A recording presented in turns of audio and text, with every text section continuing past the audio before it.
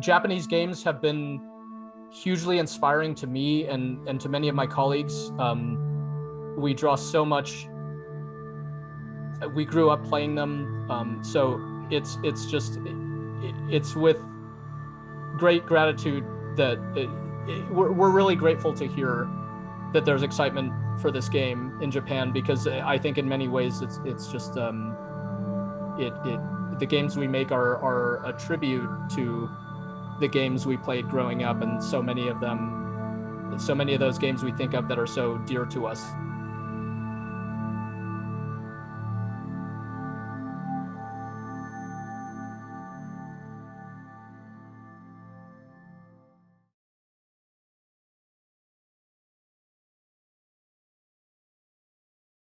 I have wanted to make video games since I was 8 years old, little kid. But when I tried to teach myself programming over the years on multiple occasions, I really struggled with it. And yet I really enjoyed writing, I found, since I was in grade school. And so I started writing about games in high school, and that became my job, and I did that for more than 10 years. But that time went by really quickly.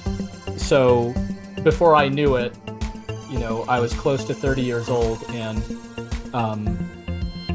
I realized I was no closer to this childhood dream of becoming a game developer.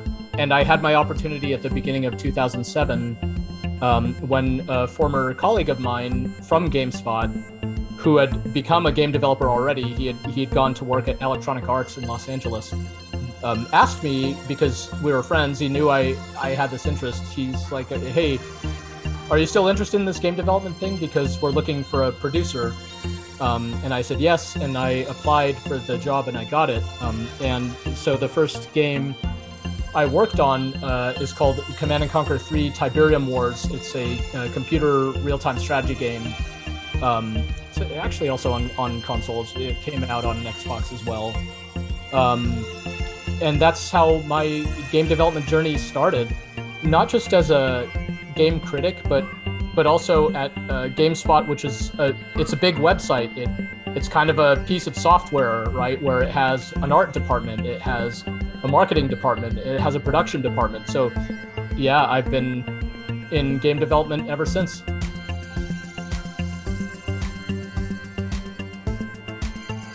Yeah, that's an interesting question. My background as a critic gave me the opportunity to play more games than is maybe reasonable for someone of the same age. I played a lot of different games, at least a good perspective about what my tastes were. And when talking through a design idea, for example, if we're considering new ideas or different approaches, I could often think of games that have tried something in certain ways, and it's just useful to have that background where you could think of a lot of different games and what they've attempted well, what they've excelled at, so that you could look to them for.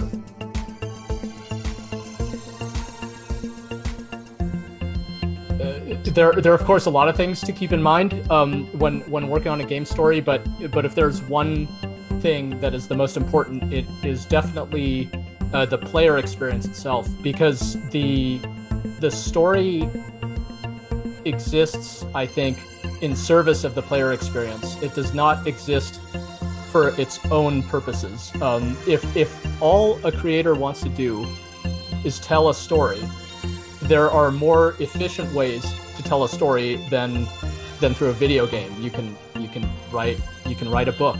I think even making a film in some respects is kind of a purer form of storytelling, because the audience experiences the story as the creator envisioned, or at least what they're seeing is precisely what the creator envisioned. But with a game, the interactivity is the essential part, and so a story should be concerned with what the player is doing, how the player is feeling what the player is thinking about, and kind of be mindful of that. I think the most powerful game stories take advantage of that awareness and kind of subvert the player's expectations more than just through the story, through the entire experience. If you take Hades as an example, technically you could have this story you could have a comic book series or something like that. However, the entire basis for this story flows from the design of this kind of roguelike game structure where you die and start over. If we didn't think about the structure and the player experience of roguelike games where you die and start over and move forward with only your knowledge, we wouldn't have even had the idea for the story for this game.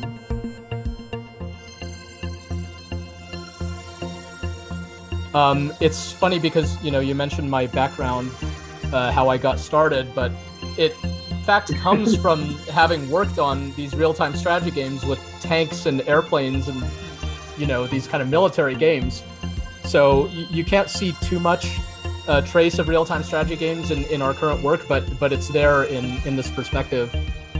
We enjoy the kind of balance it provides between taking you quite close to the world, but also making for kind of a simple experience in terms of the gameplay. You're not fighting with a camera. You don't have to worry about what's behind you. You have a good awareness of the world around you in this perspective. So yeah, we enjoy working in it, and it also reminds us of some of our old favorite games as well.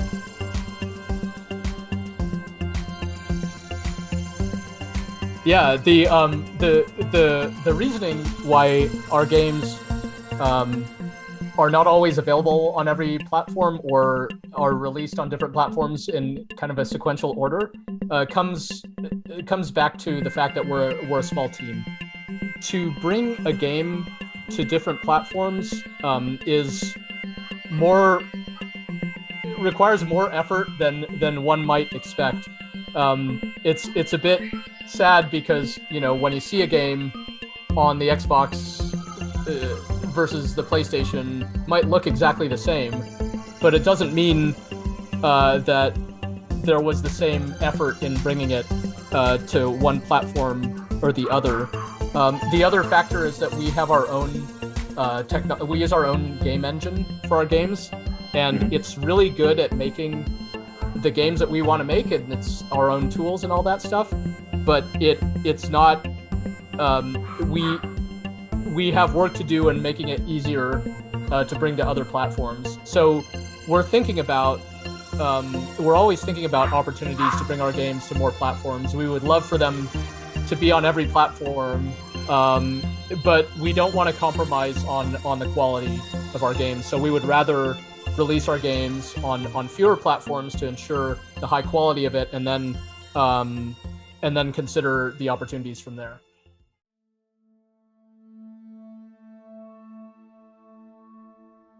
Yeah, so we were very fortunate. I think we were fortunate as an entire industry, right? Because video game development, it's a technology industry, and generally, many studios were able to find ways to continue going, which is more than some industries can say, right? There are many restaurants and any number of other kinds of businesses that haven't been able to continue at all. But even among game studios, I think because we're small, we were able to all start working remotely quite easily, in part because remote work was already part of how we operated. Myself and others, we would typically work remotely at least one day a week, even before all of this.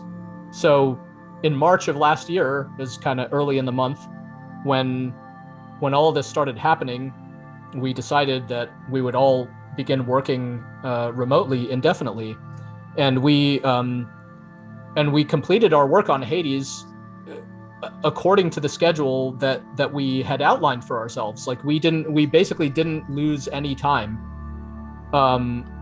Of course, I think the pandemic, affects people in other ways as well. But and we have to be really mindful of that. And there are certain types of collaboration that are more difficult when we're all remote. We can't just have go walk to get a cup of coffee and have a conversation in quite the same way that we used to. So some of those aspects are hard to capture, are not the same as before. But generally, we are incredibly grateful to have been able to stay productive and stay connected with each other and keep going.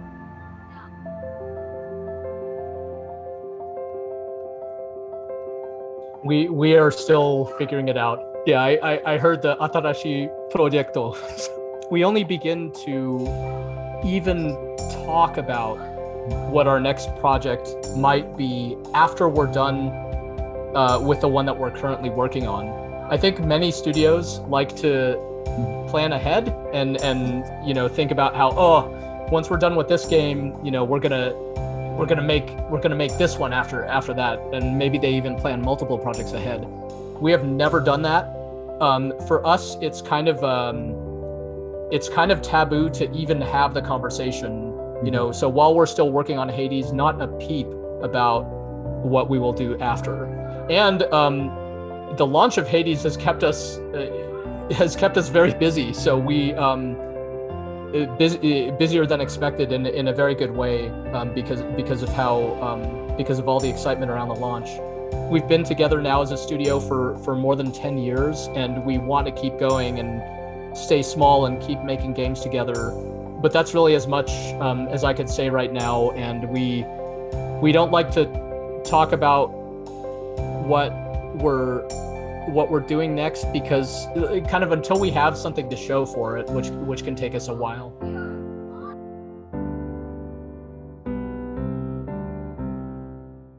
Yeah, so thank you so much for your excitement, and we are actively working on the translation of Hades, and doing our best to make sure it's as high of a quality translation as possible for the official launch of the game in Japan. That translation will be coming to Nintendo Switch as well as the computer version of the game once it's ready. Japanese games have been hugely inspiring to me and to many of my colleagues. We draw so much. We grew up playing them, so it's with great gratitude that we're really grateful to hear that there's excitement for this game in Japan, because I think in many ways it's just the